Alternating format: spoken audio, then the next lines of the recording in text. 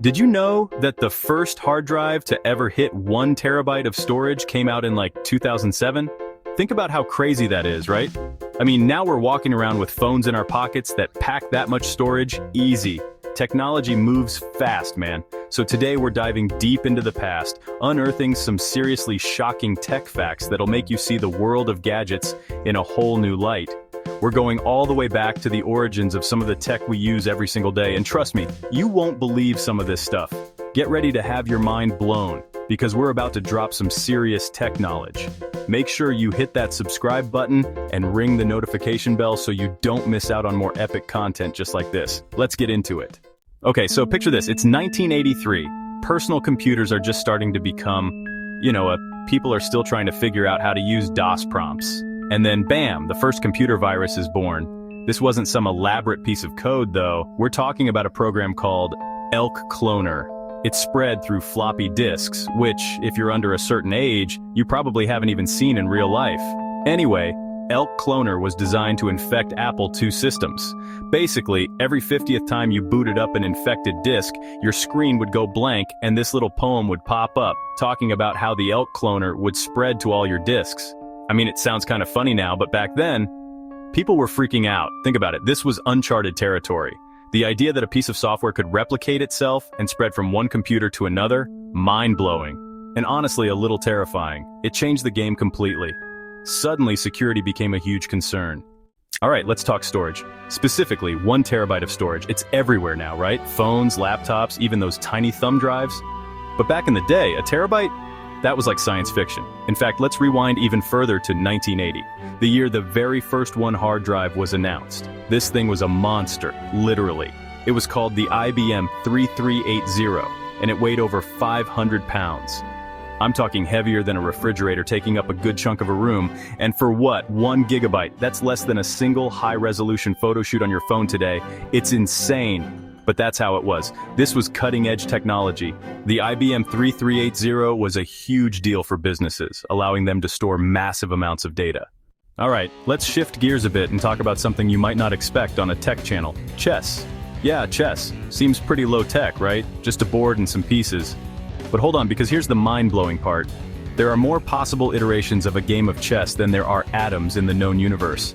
Let that sink in for a second. It's a number so large it's almost impossible to comprehend. This is where we get into the realm of algorithms. See, chess might seem like a simple game on the surface, but the number of possible moves explodes exponentially with each turn. It's a perfect example of how complexity can arise from seemingly simple rules. Computers, of course, excel at crunching numbers and exploring these possibilities. That's why chess engines have become so incredibly good, even capable of beating grandmasters. Okay, let's be real. Who here uses a webcam on the daily? I know I do. It's become such a ubiquitous piece of tech, whether it's for video calls, streaming, or just goofing off with friends. But you know what's even wilder than how commonplace webcams are now? How they started. I'm talking about the very first webcam way back in 1991. And you're not going to believe this. It was used to monitor a coffee pot. You heard that right. A coffee pot. Apparently, some researchers at Cambridge University were tired of walking all the way to the coffee room only to find an empty pot. So, being brilliant scientists, they rigged up a camera to stream live footage of the coffee pot to their computers. It was called the Trojan Room Coffee Pot Cam, and it became an internet sensation. People from all over the world would tune in just to see if the coffee pot was full or not. I mean, it sounds ridiculous now, but hey, it was the early days of the internet. Alright, let's talk about smartphones. Specifically, the one you probably have fond memories of, the IBM Simon. This bad boy dropped all the way back in 1994, and let me tell you, it was a far cry from the sleek, pocket-sized powerhouses we have today. The Simon was bulky, it was clunky, and it had this massive antenna that made it look like something out of Star Trek. But here's the thing, it was the first device to actually combine the functionality of a cell phone and a PDA. I'm talking basic apps, a touchscreen you could actually write on, with a stylus of course, and even the ability to send and receive faxes. Faxes, people. Remember those? Yeah, the Simon was a different time.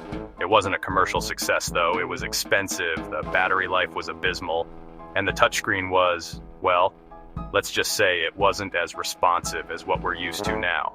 But still, you gotta give IBM credit. Alright, let's take it back to the basics. Email. You know, that thing you probably check a million times a day? It's so ubiquitous now, it's almost easy to forget how revolutionary it was when it first came about. And I'm talking about the very first email ever sent. The year was 1971, and a computer engineer named Ray Tomlinson was working on a way for users on different computers to communicate with each other. He came up with a system using the @ symbol to designate a specific user on a specific network. And then, in a moment of tech history, he sent the first email to himself. It was a simple message, something along the lines of testing 1, 2, 3. But it was a giant leap for digital communication. Think about it. Before email, if you wanted to send a message to someone, you had to physically write it down, put it in an envelope, stick a stamp on it, and then wait days, maybe even weeks, for it to arrive. Email changed all that. All right, let's talk about the internet. Not the internet as we know it now, with its social media, streaming services, and endless cat videos. I'm talking about the very first website, the one that started it all. It was created in 1991 by a British scientist named Tim Berners-Lee. And believe it or not, it's still online today. You can actually go and visit it. It's literally just info.cern.hh. Go ahead, I'll wait. What you'll find there is incredibly simple by today's standards. It's just text, hyperlinks, and a few basic images, but back then it was revolutionary. It was the first example of what we now call the World Wide Web. Berners-Lee envisioned a web where information could be easily shared and accessed by anyone, anywhere in the world. And that's exactly what he created. The first website was a portal to a new world of knowledge and communication. Remember that massive 500-pound 1 gigabyte hard drive we talked about earlier? The one that took up an entire room? Well, let's fast forward just 27 years to 2007, the year the first 1 terabyte hard drive was introduced. This thing wasn't exactly pocket-sized, but it was a far cry from the behemoths of the past.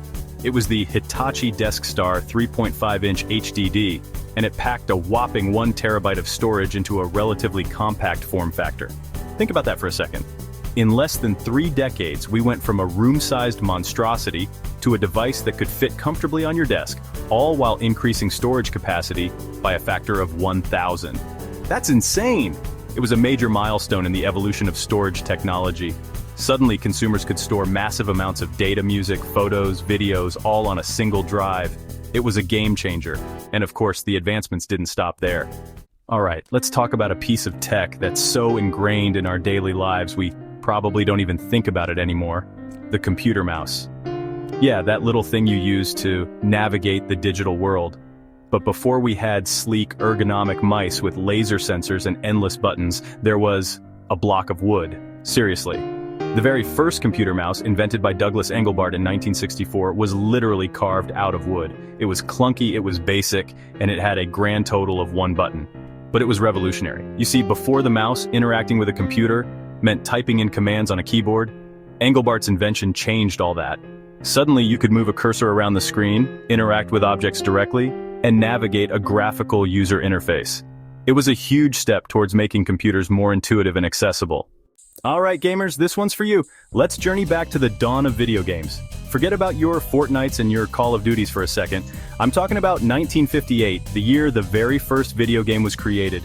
It was called Tennis for Two, and it was about as basic as it gets. No fancy graphics, no complex gameplay mechanics, just 2 lines and a dot that represented a tennis ball. Players used separate controllers to move their lines and try to hit the ball back and forth. It was groundbreaking for the time. Remember, this was the late 50s. Computers were massive, expensive machines used primarily for scientific research. The idea that you could use one to play a game? Mind-blowing. Tennis for Two might seem simplistic now, but it sparked a revolution. So there you have it. 10 shocking tech facts that hopefully made you see the gadgets we use every day in a whole new light. From a 500-pound hard drive to a coffee pot webcam, the history of technology is full of surprises. If you enjoyed this trip down memory lane, make sure you give this video a big thumbs up and drop a comment down below, letting me know which facts surprised you the most. And hey, if you're hungry for more mind-blowing content, hit that subscribe button and ring the notification bell so you don't miss out on future uploads. Until next time, keep exploring the boundless world of technology.